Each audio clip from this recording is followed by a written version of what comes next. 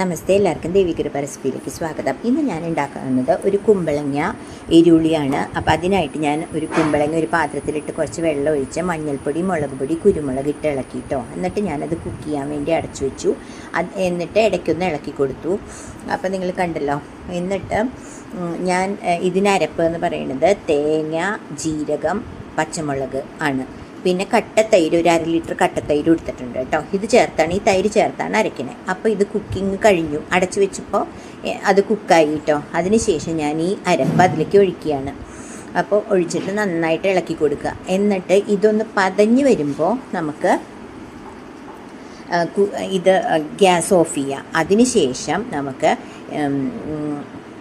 കടുക്, മുളക്, ഉലുവ, കരിവേപ്പില ഇത്രയും വറുത്തിട്ട് എടുക്കാം. നല്ല അടിപൊളിയായിട്ടുള്ള ഒരു കുമ്പളങ്ങ എരുള്ളി നമുക്ക് ഉണ്ടാക്കാൻ പറ്റും ഈ ഒരു റെസിപ്പി കേട്ടോ.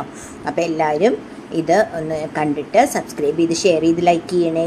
അപ്പോൾ അടുത്തൊരു റെസിപ്പി ആയിട്ട് വരാം കേട്ടോ. അപ്പോൾ എല്ലാവർക്കും നന്ദി, നമസ്കാരം. അപ്പോൾ എല്ലാവരും ഇതൊന്ന് ട്രൈ ചെയ്യണേ. എന്നിട്ട് ലൈക്ക് ചെയ്ത് ഷെയർ ചെയ്ത് സബ്സ്ക്രൈബ് ചെയ്യണം കേട്ടോ. അപ്പോൾ പുതിയ സബ്സ്ക്രൈബേഴ്സ് ഉണ്ടെങ്കിൽ അവരും കൂടി ഒന്ന് ഷെയർ ചെയ്ത് ലൈക്ക് ചെയ്ത് സബ്സ്ക്രൈബ് ചെയ്യണേ. താങ്ക്